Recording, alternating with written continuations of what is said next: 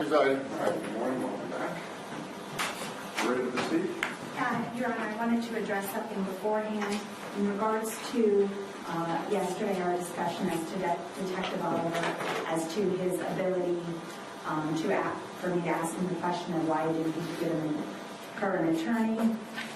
The defense counsel spoke a lot about how that was not their argument and that Guy Hand being the culprit was.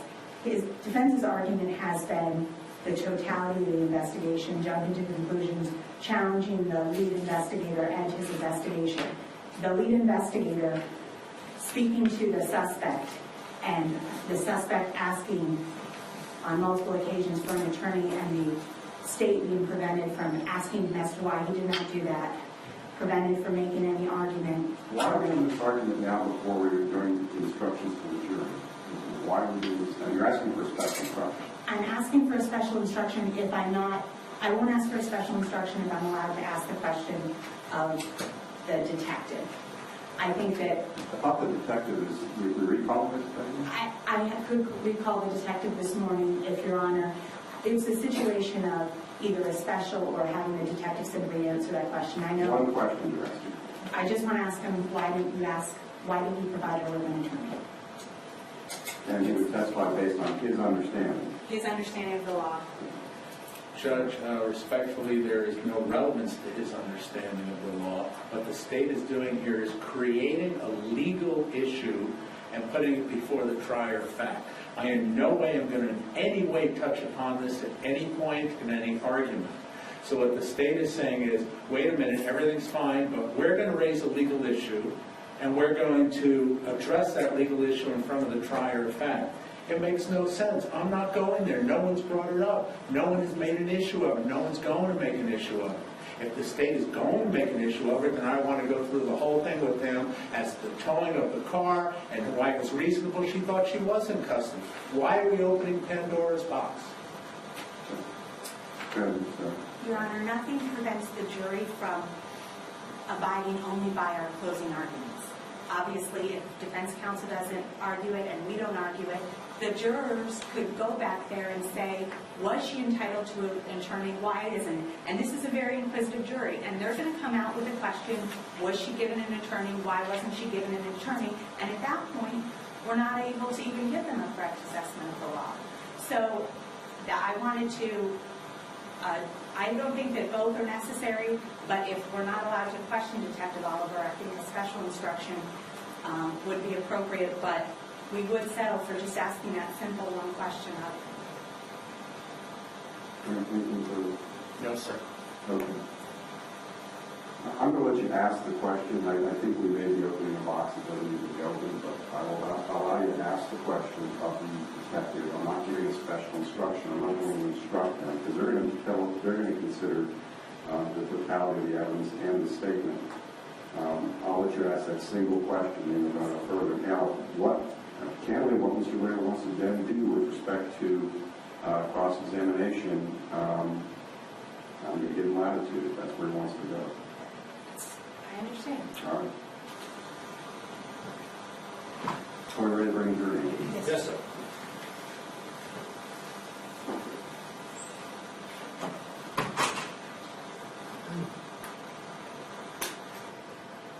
Judge, of course, that would be over objection. Yes. I'm overruling defense objection, but I will give you latitude on cross-examination. Thank you.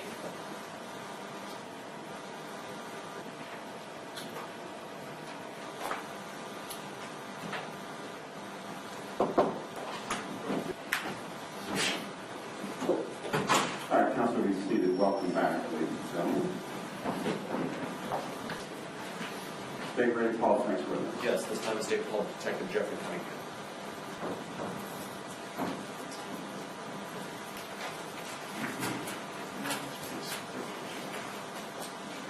Do you solemnly swear or affirm that the evidence you're about to give will be the truth, the whole truth, and nothing but the truth? I do.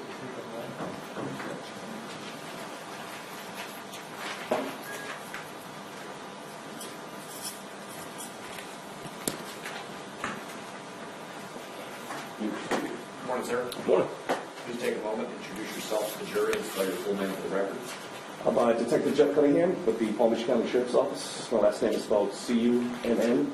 And Detective Cunningham, was your work for the Palm Beach County Sheriff's Office, but what is your specific duty or responsibility? I'm a detective with the Computer Crime Unit for the Palm Beach County Sheriff's Office. And what does that entail? What type of work do you do? Within the Computer Crime Unit, I'm specifically there for digital forensic purposes. So tell us what digital forensics means. Basically, at its most basic, it's to collect digital evidence, to preserve digital evidence, to analyze that evidence, and then to create a report on that evidence. When you're using the term digital evidence, what type of devices or physical evidence are we talking about? Cell phones, computers, cameras, SD cards, anything that can basically hold digital media. All right. If you can briefly outline your background, training, experience that is relevant to your job. For the last couple years, let me go ahead and pull up my CV just so I can give you a full rundown.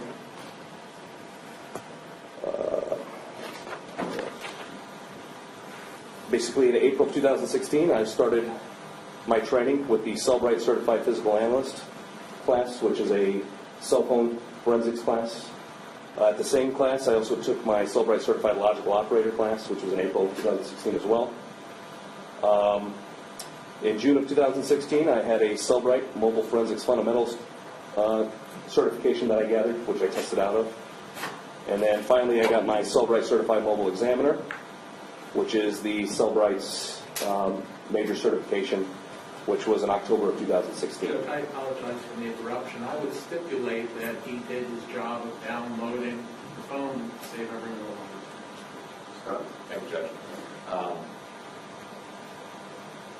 So specifically, given the defense is stipulated, I'd like to just move to the work that you did in this case, and you used the term Cellbrite a number of times. Just tell the jury what a Cellbrite is and then how it's used. It's a proprietary program that downloads information from cell phones at its most basic. All right. And are there types of extractions that you can do using a Cellbrite system, either a logical or digital or a digital extraction? Yes, there's multiple types depending on make and model.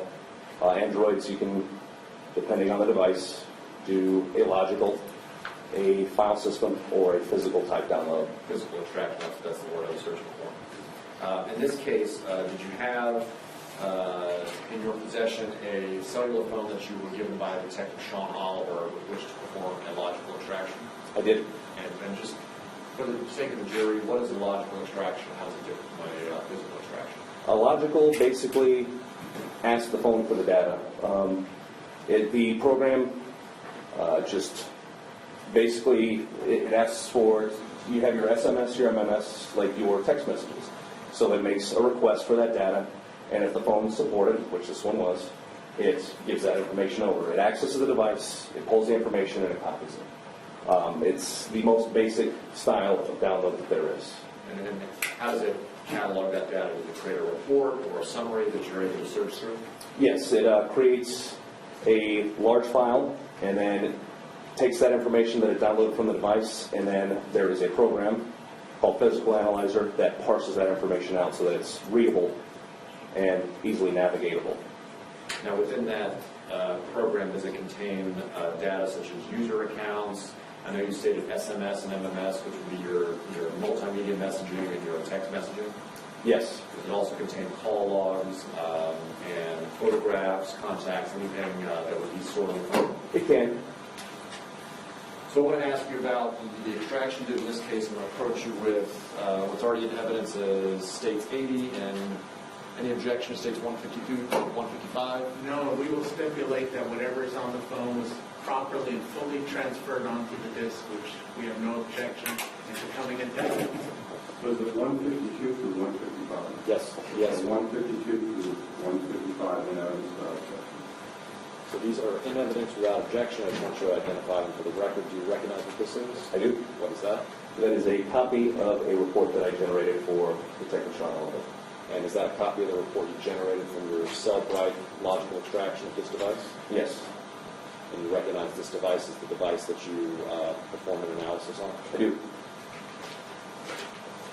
The documents 153, 154, and 155, you recognize what these are generally? Yes, they are reports generated using the UFED reader program.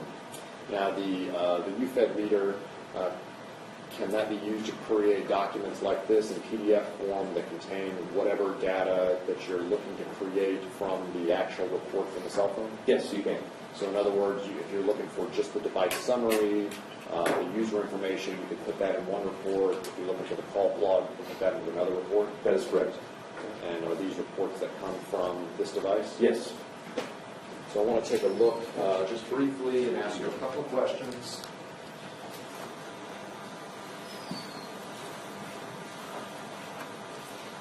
And this is States 152.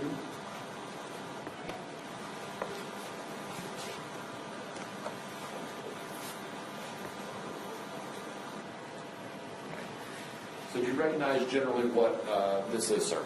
Yes, that's the UFED reader report. Okay, and this is what you told us, the report, the program that's generated, which gives you the name of the cell phone, all the information on the cell phone. I believe it also has your name, Detective Cunningham, as the examiner name, and sort of gives you an extraction summary, an overall summary of that phone. That is correct.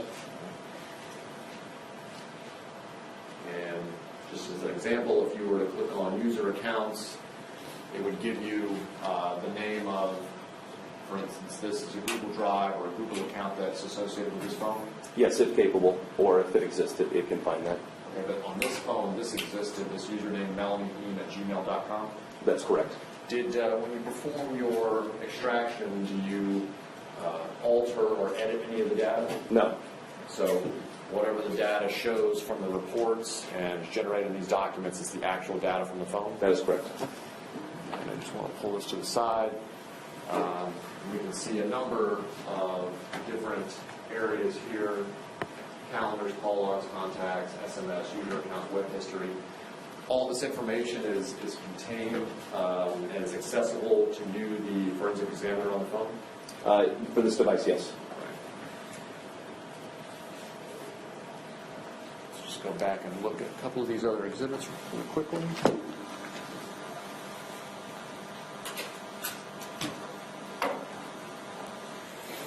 This will be States 153.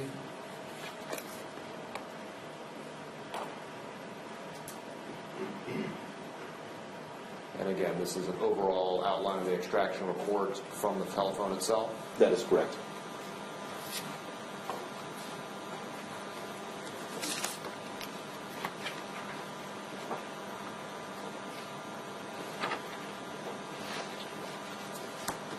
And 154. Would this be an activity log? Yes. What is an activity log? Well, this one, it advises a timeline. The timeline is basically everything that goes on the device. It can be user-generated. For example, you have your call log, calendars, SMS, and it usually has timestamps associated with that. Okay. And then finally, 155, what's known as a call log, and I just want to ask you a couple of questions about a call log. First of all, what is being logged inside of the call log itself? For example, on the first entry there where it says what type, be a missed phone call. Okay. It's from basically date and time, the phone numbers utilized, if there's possibly a name in the phone book that associates with it, it'll sometimes show the name on there as well, but usually we'll have the phone number as well. All right. And does it tell you who the call is either to or from? Yes, usually if it's in the actual basically where they keep their information for their people, so contacts, stuff like that. What I mean is it tells you whether the information was either incoming or outgoing. That's correct. And the timestamp on these phones, it shows in a UTC time. Yes. And what does UTC time mean? It's basically depending on where you're at in the country, it's what your time is effectively. In this case, it's -5 hours from GMT. So the program does it automatically. If you stipulate, you can have it UTC 0, which would be Greenwich Mean Time. In this situation, it's been automatically changed to -5 hours. Okay. One final question I wanted to ask you about this report. Just looking for the information. Does the extraction report contain the phone number that's associated with this particular telephone? Is it characterized under the... It's the MSI SDN, What which is is the 1561-517-3237. Okay, so this number right here is the actual telephone number that was connected or linked to that telephone, Yes, correct? at that time. Does the Cellbrite extraction report, is it able to grab all types of communication that are stored in the phone? And I want to ask you specifically, there are some gaming apps that have the ability to provide text communication. It grabs a lot, but not all. And why is that? Honestly, Cellbrite, that's probably more of a question for Cellbrite as to why they have decided not to create some sort of function that downloads that data. Okay. So I don't really know why they wouldn't have that ability. As to, let me rephrase my question as to why, but based on your training experience, you know that, do you know that if there are some gaming apps that have text conversation abilities, that's not always captured in the Cellbrite report? That is correct. And are you aware of League of Legends might be one of those texting game apps that doesn't necessarily carry over to Cellbrite? Absolutely. Thanks, sir. I have no further questions. Cross-examination. None, thank you. Thank you, please sit down.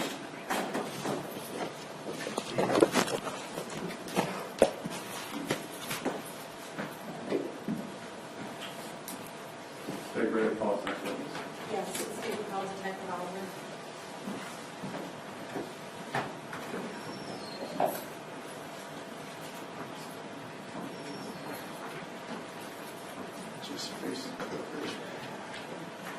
You solemnly swear or affirm that the evidence you're about to give will be the truth, the whole truth, and nothing but the truth? Yes.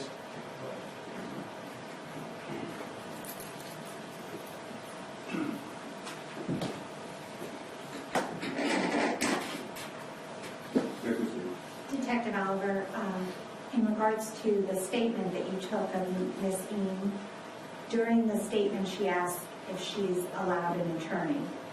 Why did you not provide Ms. Eam an attorney? At the time with the encounter with Ms. Eam, she was not under arrest. She was clearly told she was under arrest, and therefore she's not entitled to an attorney. She's not in custody. Calls for a legal conclusion, move to strike.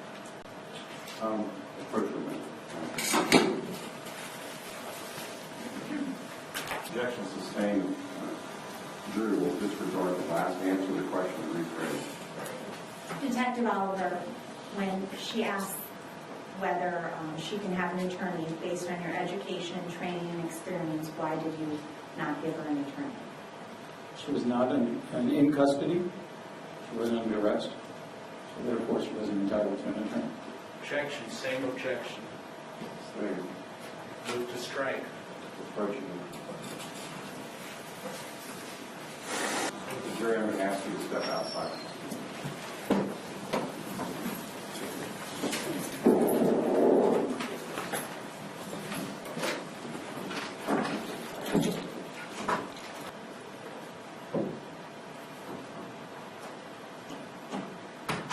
Counsel, you may be seated. You want me to instruct the witness? Yes, sir. Mr. Baller, make a statement to the jury that she was not, quote-unquote, entitled to a lawyer is a statement of the law, which I'm not going to permit you to apply. You can't state, based on your education, training, experience, why you didn't believe it was necessary for an attorney because she was not in custody, not arrested, therefore, I did not believe on my education, training, experience that she was entitled to an attorney. But when you start to go beyond that and say she's not entitled to an attorney, that is a statement of the law. Okay, so I cannot allow you to do that. Yes, sir. Anything further I need to say? No, Your Honor. All right, so we're going to come back down and sustain the objection. We're going to start over. Judge, I'm not waiving any part of the objection. I understand.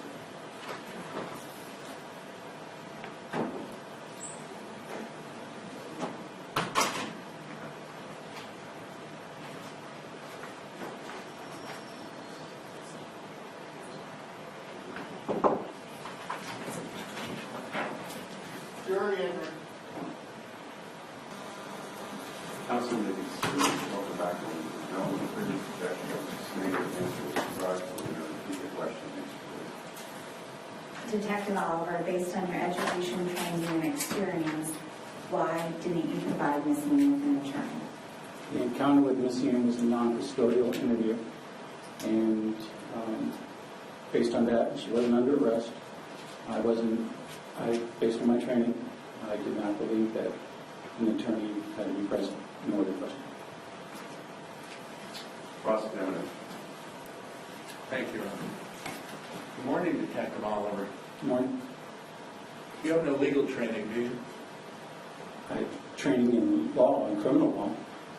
You don't have a Juris Doctor degree, do you? I do not. You're not licensed to practice law, are you? No, sir. In your belief, it was a non-custodial interrogation? Yes, sir. In other words, in your belief, she was free to leave, correct? She was free to go anywhere she wanted in that house. She was free to ask us to leave. She was free not to talk. Is that a yes? Yes. And in your training, it's her reasonable understanding of whether she's free to leave, not yours, correct? Is what a reasonable person would believe.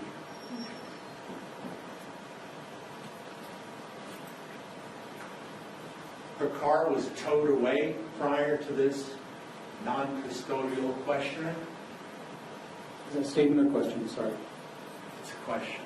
Was her car, I'll correct that. By the way, do you take these questions personally? Not at all, sir. Okay. Was her car towed away prior to your questioning her? Yes, it was. Do you think that impacted her subjective feeling of whether she could leave or not? Objection, speculation. Sustained. How many surveillance cars were there on the street in front of the house she was staying in? I wasn't present when the surveillance was being conducted, so I cannot testify to how many were present. How many did you release upon your arrival? When I arrived on scene with Detective Karen, there was one agent present. Okay. And was this a undercover vehicle or a marked unit that was parked outside that house? It was an unmarked vehicle. So it was a Crown Vic with tinted windows, round hubcaps, and one antenna on the top? One, I don't know what kind of vehicle it was, but it wasn't in front of the agent I relieved was not parked in front of the house. When I met with him, he was down the street, but within eyesight of the house. So if the house was within his eyesight, he was within the eyesight of the house, correct? Objection, speculation. Overruled. I presume so. Okay. And you had what I believe police call an eyeball on her, correct? Well, not at all times. They were just observing, they were watching the residence, and if she had left, then they would have an eyeball on her. And she never left, did she? I don't know if she left. Were you ever told that she left? I was told that she exited the house, but as far as her leaving the house and going down the street or to the store, that was never conveyed to me. Okay. So here's a woman who has police surveillance on her, whose car is towed away by the police, who is asked whether she's present in the home by a uniformed officer, and now a detective flies up from Palm Beach County, and you think reasonably, subjectively, she thought she could leave? Yes, sir. And that's why when she asked for a lawyer, 3, or was it 4 times, you didn't give her one, right? One, like I said earlier, she wasn't in custody. I asked you a question. Could you answer it before you explain? I did not believe, based on my training and because of the situation, the interview, how it was being conducted, that I was required to provide an attorney. Maryland is part of America, isn't it? Yes, sir. Right. Redirect. Defense counsel asked you in regards to legal training As part of your job, are you trained on case law relating to criminal law? Yes, ma'am. Did you receive that type of training? I know 17, or if we count the other agencies, did you receive that training initially in the academy? In the academy and throughout my career. So in the 17 years at the Sheriff's Office, have you continued to undergo training in regards to case law as to criminal law? Yes, ma'am. In regards to Ms. Eames, your contact with her, were her family members present in the home? Yes. Were there other vehicles present in that driveway? Yes. Before you even made contact with Ms. Eam, did you release all the surveillance officers that were present on scene? Yeah, my recollection, there was only one surveillance officer present at the time when I arrived, and as soon as I arrived, made contact with him, he was advised he could leave. Prior to your arrival, did you instruct the officers that you had contact with in Montgomery County to not arrest Ms. Eam? That was definitely instructed to me. Did you arrest Ms. Eam that evening? No, ma'am. After she made the statement and admitted to stabbing James Berry, did you leave that home and not arrest her that night? Yes, I left. I did not have any other questions. All right, you may step down.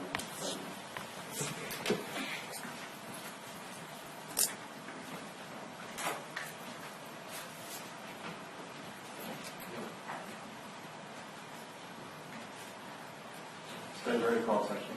Ms. Stacey Anderson?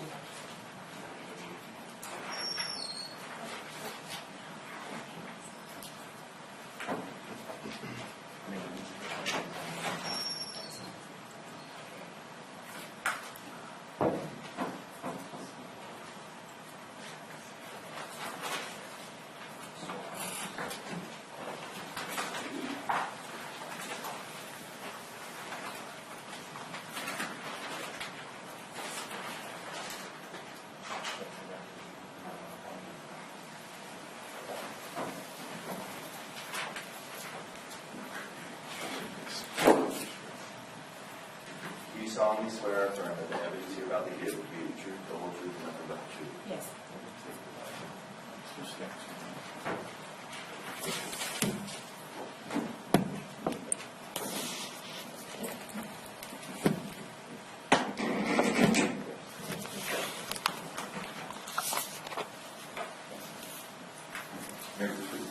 Good morning. Good morning. Please take a moment to introduce yourself to the jury and spell your full name for the record. My name is Stacey Anderson, Staceyanderson. Ms. Anderson, how are you currently employed? I'm employed as a senior forensic scientist at the Palm Beach County Sheriff's Office. What is a senior forensic scientist? I perform DNA analysis on casework items of evidence. I testify, write reports to my findings, and testify in court to my findings. And could you please outline your educational background and training experience, please? I have a Bachelor's of Science in Biology from Clark Atlanta University, a Master's in Forensic Science from National University. I also have a board certification from the American Board of Criminalistics in the fields of molecular biology. As far as training, I had an extensive year-and-a-half training with the Palm Beach County Sheriff's Office, which included a competency test and running mock samples for DNA analysis. How long have you been a forensic scientist? Almost 10 years. How long, as a senior forensic scientist, is that a step up, or do you have levels or qualifications with the Sheriff's Office? Yes, I was a forensic scientist for 3 years. For 3 years, I've been a senior forensic scientist for 7 years. And the lab, your lab is housed at the Palm Beach County Sheriff's Office? Yes. All right. And however, even though the lab is housed at the Sheriff's Office, tell us about the security procedures and quality control measures that are in place. Only members of the forensic biology unit have access to our laboratory. We keep all of our evidence locked in secure lockers within our laboratory. And what about officers with the Sheriff's Office or detectives? They're employed with the Sheriff's Office. Do they have unfettered access to your lab? No, they do not. if a detective wants to talk about an item of evidence that they want to be worked, what's the procedure that they have to go through to do that? We can have meetings with our detectives. They will fill out a DNA request form and submit that form to our evidence coordinator to request items to be worked. And that lab at the Palm Beach County Sheriff's Office, is that an accredited laboratory? Yes. Tell us who the accrediting body is and the accreditation process. We've been accredited since 1991 by ASCLD Lab, which is the American Society of Crime Laboratory Directors Laboratory Accreditation Board. I guess, what does it mean to be accredited? To be accredited means that our lab follows the national and international guidelines for accurate and reliable testing. How long have you been an accredited laboratory? Since 1991. How large is your team at the Palm Beach County Sheriff's Office? There are approximately 14 individuals in our unit, which is laboratory support staff and scientists, managers, evidence coordinators. The members of your team, do they perform both serological and DNA analysis? Yes, our forensic scientists do. And I'll ask you about the difference between those in just one moment. But as part of your professional duties, do you have to perform and maintain and pass proficiencies? Yes. What is a proficiency? A proficiency tests are used to gauge the analyst's ability to perform mock casework samples. These tests are graded by an outside vendor, and the test scores are returned to us. And are proficiencies required in order for you to maintain, I guess, your level of competency within the lab? Yes, DNA analysts take 2 proficiency tests per year. And have you taken and passed all of the proficiencies that have been required of you? Yes.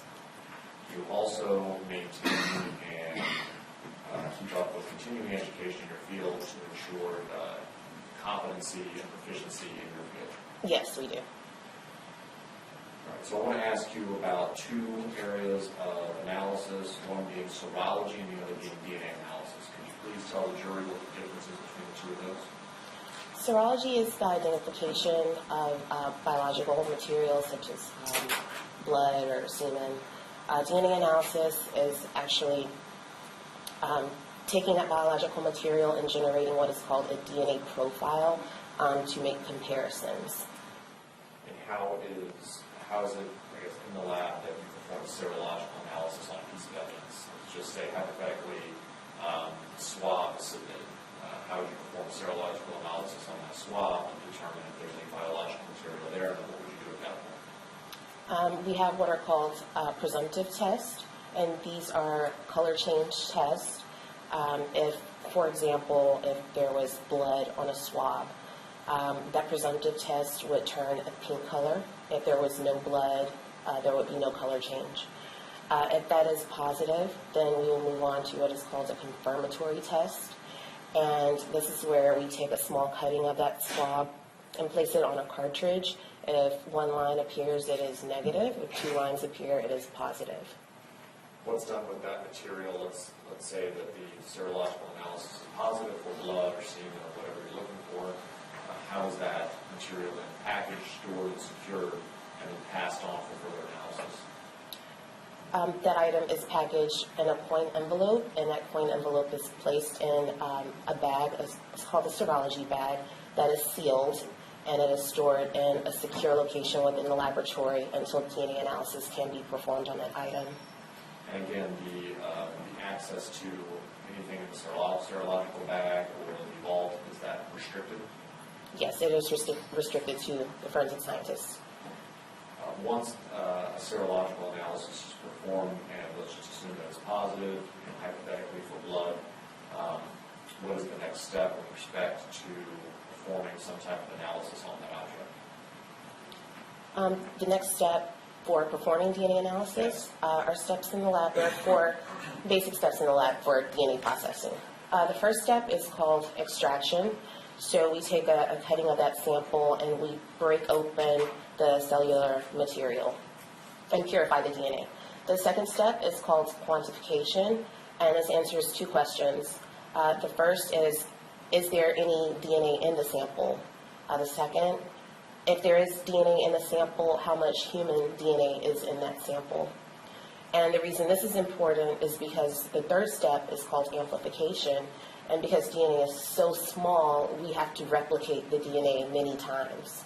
And the fourth step is called allele detection. So we can visualize the DNA or the DNA profile on a computer screen or on paper.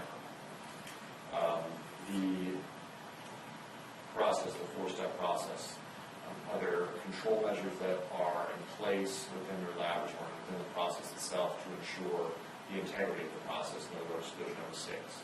Yes. And what tell us about those control measures? We have protocols that we follow in the laboratory. They're basically step-by-step instructions on how to perform the process. We also have what are called positive and negative controls. So we take those controls through the process. Negative controls should have no DNA at the very end of the process. Positive controls should have a known DNA profile.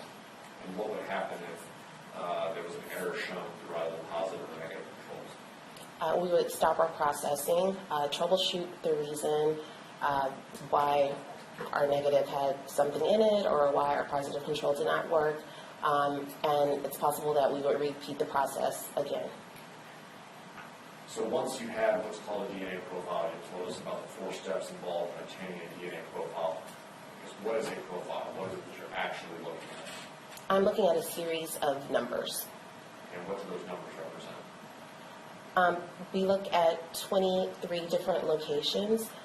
These numbers represent, you actually get half of your DNA from your mother and half of your DNA from your father. These numbers represent the genetic information you receive from your mother or your father. And you stated that there are 23 locations. 23 locations on what? 23 locations on the DNA profile on a chromosome.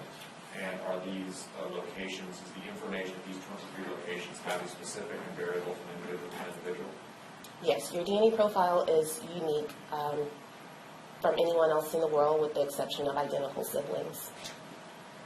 So once you have obtained a profile, what do you compare that profile to, and how is that work done? We compare DNA profiles to known reference samples. What is a known reference sample? These samples come from known individuals. They can be either in the form of blood or saliva. And how is it that, do you take the known sample and detect the DNA profile in the very same fashion that you just told us using the four-step process? Yes. Once you have a DNA profile from a known standard and a DNA profile from an unknown, how is it that comparison is done? We make a visual comparison, and at that point I will determine if there's an inclusion, an exclusion, or if it's inconclusive. Well, what are you actually comparing, I guess, is the question I'm asking. I'm comparing the genetic information, that series of numbers, from the unknown profile to the known profile. So you're actually looking at the data that it comes from the four-step analysis and determining whether there's matching information at the 23 sites? Yes. So how do you use that? How do you use a match for the probability of that information being at that site in order to make an inclusion or an exclusion? If there's consistency between the two profiles, I will determine that there's an inclusion or cannot be excluded. If those two profiles, if there is no consistency of the genetic information, I will make an exclusion. If there is not enough information, or if there is entirely too much information, I will deem that profile inconclusive. Are you able to provide a statistical weight to, when you make an inclusion or an exclusion? Are you able to, in some cases, provide statistical weight to the probability of inclusion or exclusion? Yes, I'm able to provide a statistical weight to an inclusion. And how is that statistical weight calculated? The statistic is called a likelihood ratio, and it basically compares two separate events. How likely is it that one event occurred versus another event? And where do you get the baseline information that you use to make your statistical analysis? In other words, the probability of person A having genetic information at these sites versus person B having different genetic information. Is there a sample or a database that you use? Yes, we do have a population database that we use, in addition with a computer software program that generates that statistic for us. And is that the same database used by the FBI and other law enforcement agencies? Yes. And is that the database that is used throughout the field of DNA analysis and that has been deemed reliable and properly used in the field? Yes. We just want to go back. I don't believe I asked this question, but DNA itself, what is DNA? I guess where is it found from the body? DNA is what makes you unique to any other individual in the world. As I stated, you get half of your DNA from your mother, half of your DNA from your father. Your DNA can tell you anything from your hair color, eye color, how tall you are, and it's found in any nucleated cell within your body. It can be found in saliva, in hair, tissues, skin cells as well. And is the person's DNA the same throughout their body, whether it's saliva, semen, blood, or skin cells? Yes. Are there different concentrations of DNA throughout within the different types of samples within a person's body? In other words, is DNA typically more or less concentrated in blood than in skin cells? Yes, that's correct. Why is that? A number of different factors can affect DNA in skin cells. Because skin cells are sloughed off, it could depend on how long you come into contact with an item. The longer you come into contact with an item, the more skin cells are sloughed off of the skin. It could depend on the surface of an item that you are touching. If it's a rougher surface, you're more likely to slough off more skin cells than a smooth surface. And it could depend on the person themselves. Some people just shed more skin cells than other individuals. So is there any way, as a scientist, for you to determine whether or not if a person touches an item, for instance, if I were to touch this item all day, every day, is there any way for you to determine definitively whether or not I would actually leave my DNA profile on this pen? No. Would you be able to say that there is, I guess, a higher likelihood because I handle it every day, there would be my DNA profile? Yes, I would agree.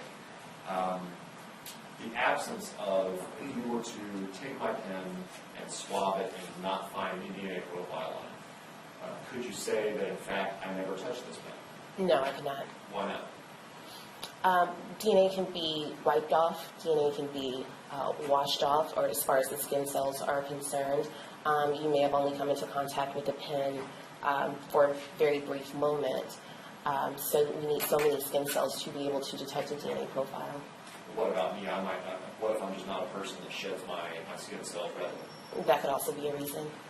Are there things that can also inhibit the transfer of DNA, like water, sunlight, chemicals, those types of things? Yes. If an item is washed or has soap on it, or the type of material, some metals, is that a contributing factor as to whether or not DNA is transferred to an item? Yes, it could inhibit the DNA. What about blood? I mean, typically, if you see blood somewhere, if you see blood on an item, are you more confident being able to say that there's likely DNA left behind in that blood? Yes. And because of the concentration of DNA in blood, is it possible for blood to mask or completely wipe out touch DNA if there's a lot of blood and a little bit of skin? Yes. And why is that? Because there is so much more DNA in blood than there are in skin cells, it could overwhelm the sample. If there are only a few skin cells, then we may not be able to detect those skin cells if it was a mixture of blood in the sample. What if you have a mixture of two bloods? If you have a whole lot of person A blood and a little bit of person B blood, can the large, copious amount of person A blood mask the small amount of blood from person B? It could. And why is that, given that both of them are sort of rich and dense in DNA? Again, it's because person A left so much more DNA behind, it could be masking person B's blood just because of the amount of blood present. So, if a person uses an item regularly, you can't say whether or not, in fact, their DNA profile will be on that item, correct? Correct, not unless we run DNA analysis. If a person uses an item once, you can't say that it's any more likely or not that person's DNA is left behind on the item, correct? Correct.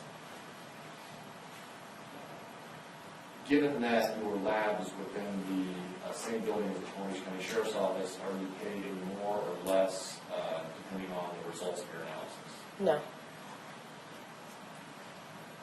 And I know you told us that you look at 23 sites along the DNA, along the DNA strand in order to make your analysis.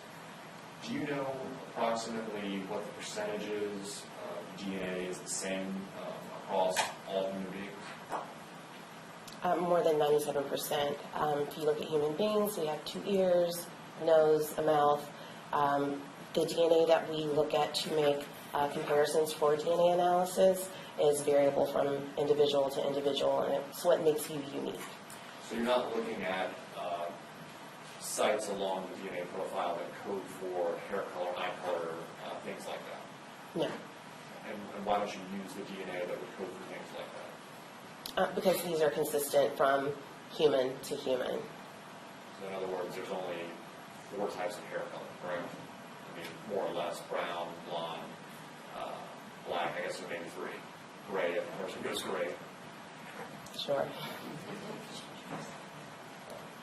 Have you testified as an expert in the area of both serology and DNA analysis during your tenure with the Palm Beach County Sheriff's Office? Yes, I have. Approximately how many times? 70 to 75. I want to ask you now about the work you did in PDSO case number 161533089. Yes. As part of your duty and responsibilities with the Palm Beach County Sheriff's Office, do you author reports when you conduct your work? Yes, I do. Do you have the reports that you authored in this case in front of you? Yes.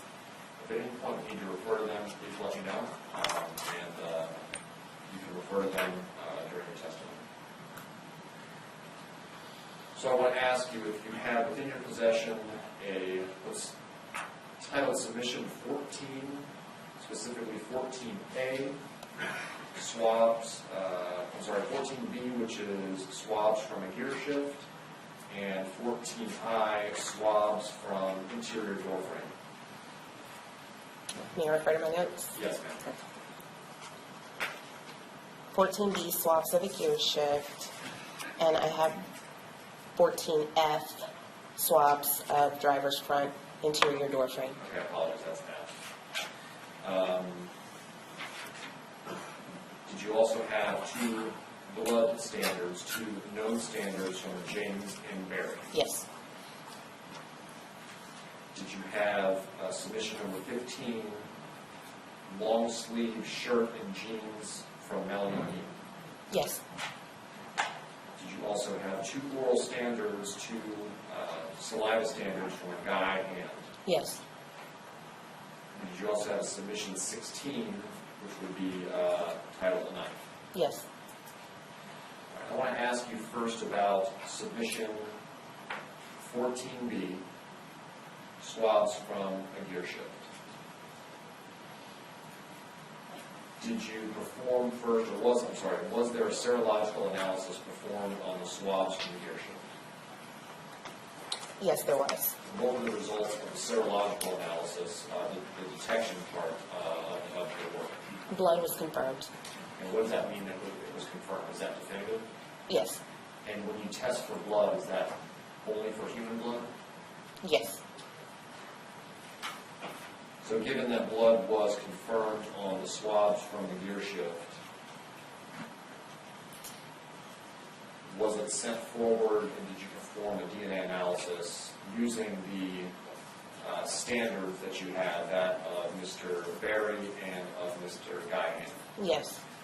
Were you able to come to any conclusions based on your analysis of of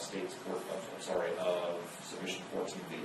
Yes, I was. And what were the results that you were able to conclude? On the gear shift, there was a mixture of 2 individuals. Okay. James Berry could not be excluded, Okay. and I provided a statistical analysis. Okay. Let me just slow down for a second. There were 2 contributors. Are you able to break down the percentage of contribution of those contributors to the blood sample? Yes. And what were the percentage of contribution? The approximate contribution, contributor 1, 88%, Contributor 2, 12%. And James Berry, was he not excluded as contributor 1 or 2? 1. So James Berry cannot be excluded from the nearly 90% of the DNA material left in the blood from the swab of leadership? Well, our statistical software determined that he best fit with contributor 1, which was 88%. I said nearly 88%. Yes. And you said that he could not be excluded using his DNA profile. Were you able to provide a statistical analysis using what you told us is the likelihood ratio? Yes. Right. And if you briefly, again, tell us what the likelihood ratio is before giving us the actual statistic that you concluded.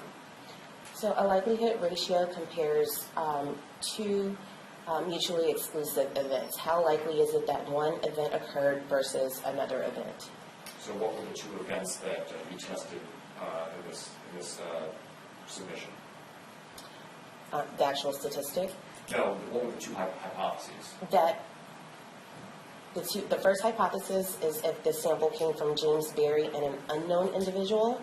The second event is that this mixture came from 2 unknown individuals. So essentially you're testing whether or not James Berry is essentially part of that sample. Yes. All right. And statistically, what was the statistical conclusion that you came to with respect to your likelihood ratio?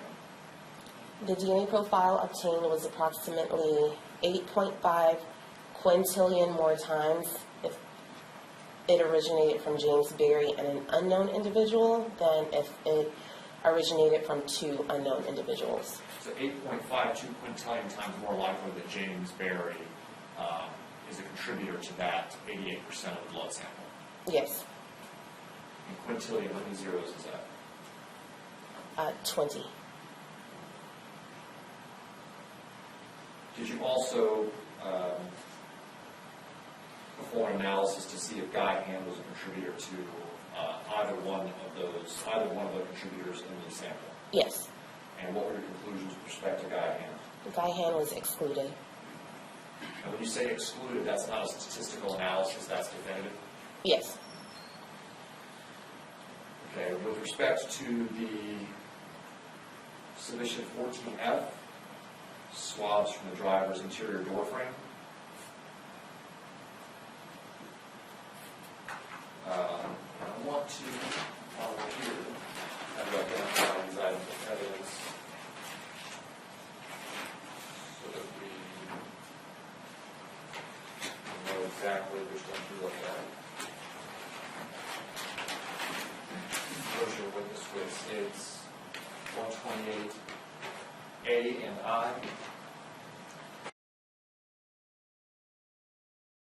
So I want to be definitive. The submission that we just spoke about, submission 14B, does this contain the sheriff's office label that you used to identify this item of evidence? Yes. And does it also bear your initials somewhere on the item? Bear the initials of our serologist. Yes. And do you recognize those initials there? I do. All right. And this would be what's in evidence. It states 128A, but this would be the swabs from the gear shift. Yes. And then again, I think you spoke of 14F, which was 14F. Does this appear to be the correspond with the submission of the swabs from the driver's front interior door frame? Yes. And for the record, that would be states 128I. Yes. And again, do you recognize the initials of the serologist and the evidence taken from the Palm Beach County Sheriff's Office? Yes. These items have on them bar scan tags. I just want to show that. Are these bar scan tags included on the items of evidence that's contained within the Sheriff's Office? On the bag? On the back, yes. Yes. Does it contain the submission number, the case number, and the barcode? Yes. And why does the Sheriff's Office use these tags? As a chain of custody, our property receipts, our evidence submission bags all have the same barcode. And are these bags, items of evidence scanned when they go from person to person, room to room, or between analyst to analyst. Yes. All right, so getting back to submission 14F, which is the driver's front interior door frame, were you able to, was a serological analysis performed?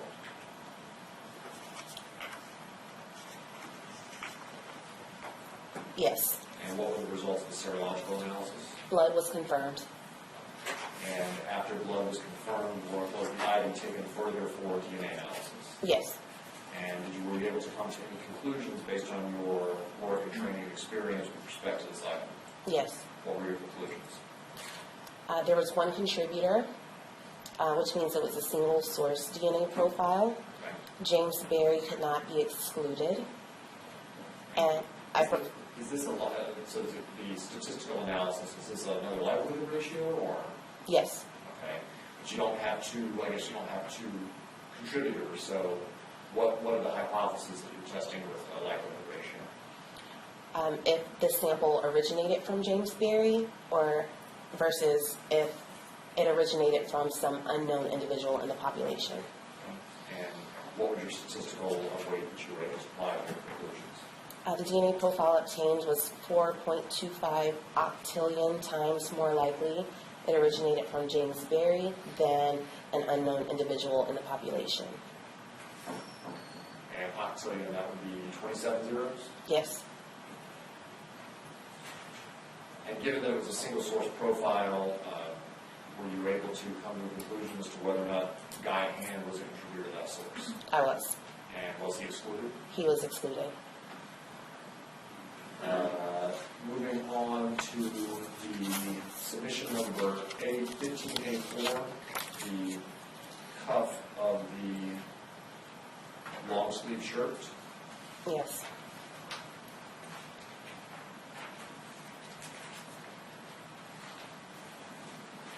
Did you have the actual item of evidence or a cutting from this item of evidence to perform your analysis? I received a cutting. Okay. Why was the cutting done on this item rather than a swab? A swab could have been taken normally with clothing. We just identify the area of the stain and take a cutting. I want to show you states 146A. And ask if this item is consistent with the cutting, or the item where the cutting was taken from. First, I'll have you look at the outside of the bag. And ask if you recognize serologist initials and signature, as well as the Palm Beach County Sheriff's Office evidence tag. Yes. Those two be consistent? Yes. And are they consistent with the item of evidence which we're about to show you, the long sleeve t-shirt? Yes. When a cutting is done, is the evidence marked and circled with a marker to show where the cutting was made from? Yes. This item here. Do you see on this item the area from which the cutting was taken? Yes. And is there an evidence tag that lists the analyst's name, the serologist's name, as well as the case number and the evidence number? Yes. So that would be the long sleeve t-shirt. I want to now ask about the conclusions in a second. But I want you to take a look at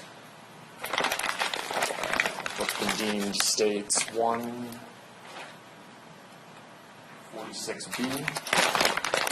And you recognize the analyst's chain of custody signature on this item? Yes. And did you have cuttings of blue jeans with which to conduct some further analysis on in this case? Yes.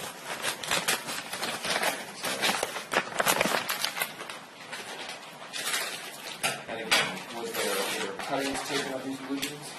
Yes.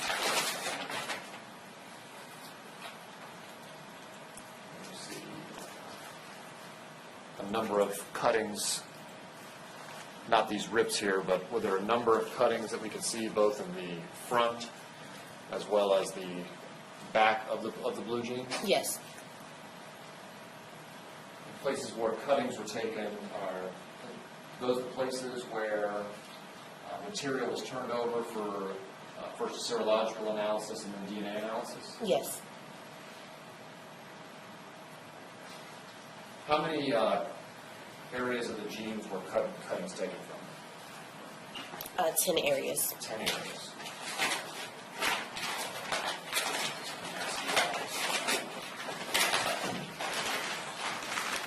We're first starting with the long sleeve shirt. That would be submission number 14, I'm sorry, submission number 15. A4. Was there a serological analysis conducted? Yes. And what were the results of the serological analysis? Blood was confirmed. And was the DNA analysis then conducted on that cutting as well? Yes. Did you come to any conclusions with respect to DNA analysis on that cutting? Yes. What were your conclusions? This was a mixture of 2 individuals. Okay. James Berry could not be excluded. It's contributor 1. And what was, given it was 2 contributors, were you able to again provide a percentage of contributor 1 versus contributor 2? Yes, I was. What was the breakdown? The approximate contributor percentage for contributor 1 was 96%. For contributor 2, 4%. And who was James Berry was not excluded from contributor 1 and contributor 2? 1. And were you able to provide a statistical analysis or statistical weight to that conclusion? Yes. And what was that statistical weight? The DNA profile obtained was approximately 1.97 octillion, times more likely if it originated from James Berry and an unknown individual than if it originated from 2 unknown individuals in the population. So again, 27 zeros. Yes. Did you also analyze whether Guy Hand was a contributor to either one of those, was included or excluded as to either one of those contributors? I did, yes. And what was the conclusion? Guy Hand was excluded. Moving now to submission 15B, 14, Hollister blue jeans. Yes. Was a serological analysis performed on a number of the cuttings from the blue jeans? Yes. And what were the results of the serological analysis? For stain 14, blood was confirmed. And do you confirm blood on all the cuttings or only a few of the cuttings tested? Give me just a moment if I can refer to my notes.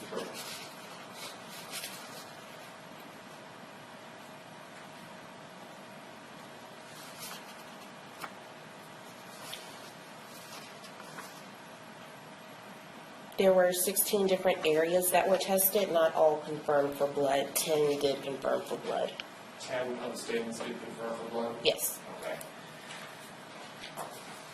And do you, when you confirm for blood on 10 stains, do you conduct a DNA analysis on all those 10 stains? No, I conducted analysis on 1 stain. Is that custom? Is that the customary practice? In other words, the professional standard that you conduct analysis on not all of them, but one of them? Yes. Does that affect in any way your confidence or your, I guess, the level of your statistical weight that you're able to provide? No. So with respect to the blue jeans, blood was confirmed on 10 of the cuttings. Did you take one of those cuttings onto DNA analysis? Yes. Were you able to come to any conclusions with respect to that cutting that you took on for analysis? Yes. And what number cutting did you take on? Stain 14. What were your results with respect to stain 14? This was a mixture of two individuals. James Berry could not be excluded. And before I ask you about your statistical weight, was Guy Hand excluded? Yes. And with respect to James Berry, what was the statistical weight that you could give to your conclusion? The DNA profile obtained was approximately 1.96 octillion times more likely if it originated from James Berry and an unknown individual than if it originated from two unknown individuals. So again, 27 zeros to the inclusion of James Berry on that sample. Yes. Okay, finally, the knife blade submission number 16-1. Was there a serological analysis performed on the biological material from the knife blade? Yes. And what were the results? Blood was confirmed. Did you then take that sample on for DNA analysis? Yes. Were you able to come to any conclusions with respect to your analysis on that sample? Yes. And what were they? There was one contributor, again, a single source profile. James Berry cannot be excluded. And what was the statistical rate that you were able to apply to that conclusion? The DNA profile is approximately 3.68 octillion times it originated from James Berry than if it originated from an unknown individual. With respect to Guy Hand, were you able to provide and come to any conclusions with respect to the inclusion or exclusion of Guy Hand? Yes, Guy Hand was excluded. Thank you, Ms. Anderson. I have no further questions. Cross-examination. Thank you, Your Honor. Good morning. Good morning. How are you? I'm fine, thank you. Let's talk about the masking or overwhelming. When you say that you have a single source profile, does that mean that there is only blood from one, or DNA from one source, or it's an overwhelming amount from one source? I detected a DNA profile from... I'm sorry? I detected a DNA profile from one source. Okay, so if I'm holding something and I cut myself and I have a drop of blood, and then I stab somebody and get an overwhelming amount of his blood on the same object, will that come across in your testing as single source? There's a possibility that the drop could be masked. I would have to test and determine that. So when you say that a lot of these items were single source, you mean there was an overwhelming amount of James Berry's DNA to such an extent that it may have masked anybody else's DNA, correct? For single source, I detected one person. But that does not exclude the possibility of two people, does it? My detection was only for one person. I understand what your detection was, but in view of what you've described as masking, or what I, as a layperson, would call overwhelming, you are unable to say, within reasonable medical or scientific probability or certainty, that there's not two people's DNA there, correct? I can only testify to what was detected. Okay. I'm not understanding. Are you saying that there was absolutely only DNA from one person, or you were only able to detect DNA from one person? I'm saying that I was only able to detect DNA from one person. And can that be caused by masking, overwhelming, or whatever term you want to use? Yes. Thank you.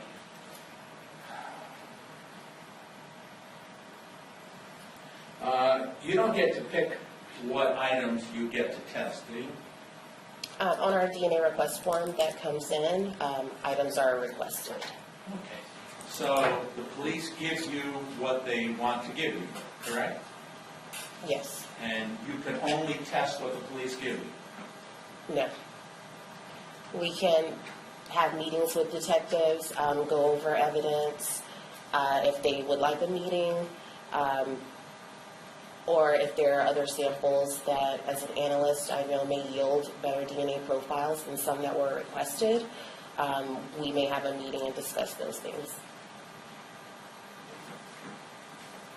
Did you know at the time of your testing, who was the accused in this case? Yes. Who was the accused? Melanie Eam.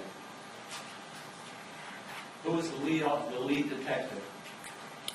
Sean Oliver. Did Sean Oliver give you a DNA sample of Melanie Eam? No, I did not have a sample.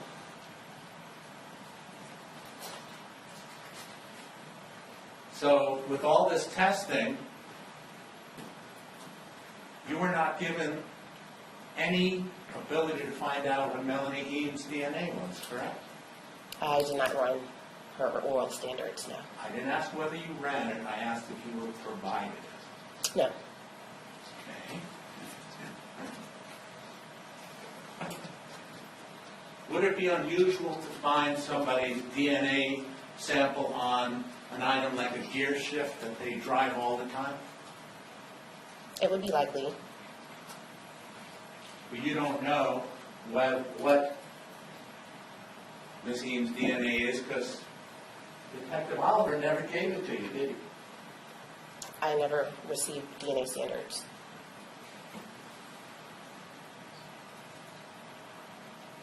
Are you... Could I have this answer? Yes.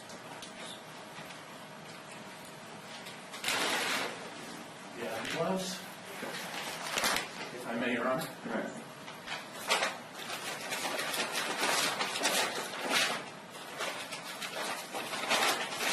May I publish? No problem. Thank you, Your Honor.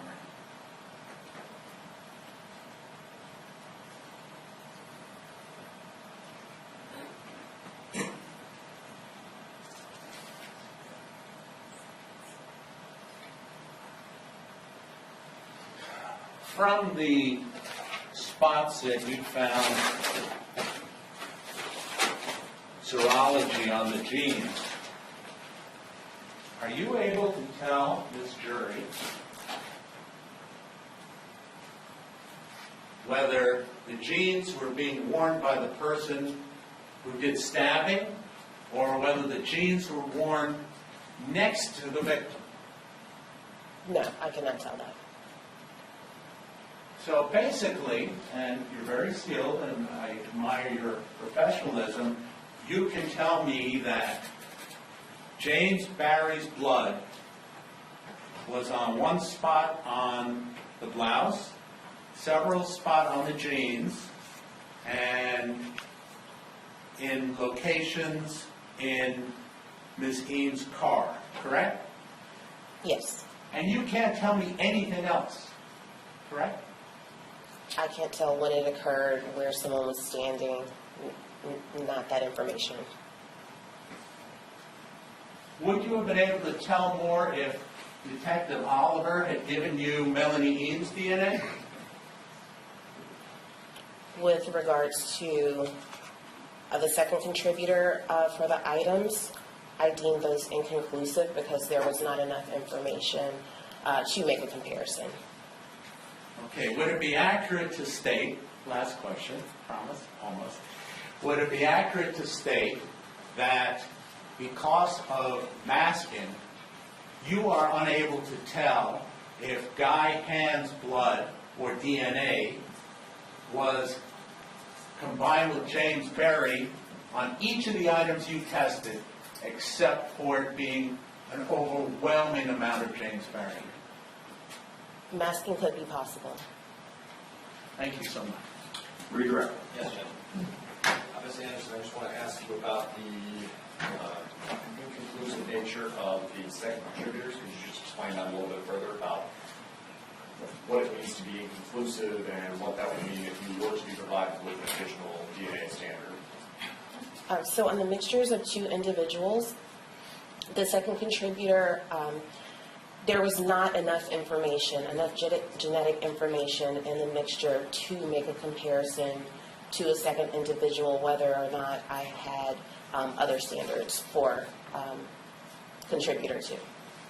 I was only able to compare to contributor 1. So the fact that you weren't provided a DNA standard from this defendant, does that any way affect your conclusion in this case or any of the testimony that you provided to this jury? No. Would it have made a difference one way or another if you were provided Melanie Eam's DNA standard or 100 DNA standards? No. No further questions. Please step down. Thank you.